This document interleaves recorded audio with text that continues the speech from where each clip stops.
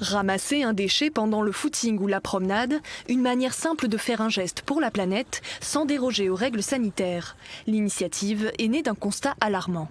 Pendant le premier confinement, on a pu constater qu'il y avait énormément de masques, énormément de gants, de gens qui avaient autre chose dans la tête et qui avaient oublié des gestes citoyens, des gestes de civisme et qui jetaient dans la rue. Le challenge 1 km 1 déchet est ainsi un moyen de sensibiliser petits et grands à l'éco-citoyenneté et faire prendre conscience que chaque déchet jeté dans la nature peut avoir des conséquences dramatiques.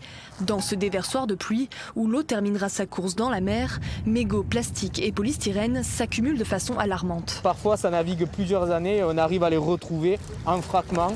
Les poissons les ingèrent, on est en train de tout polluer, donc c'est à nous citoyens de montrer l'exemple à la jeunesse pour collecter ces déchets-là, pour éviter qu'ils se retrouvent à la mer et prendre soin de notre environnement et de notre Méditerranée.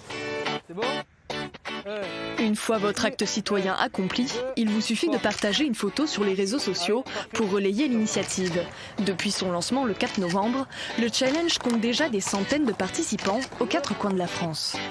Après le ramassage, il est important de faire le tri sélectif. Tout ça, c'est du plastique sauvage que nous avons ramassé dans les rivières, dans les mers. C'est la première source de pollution marine.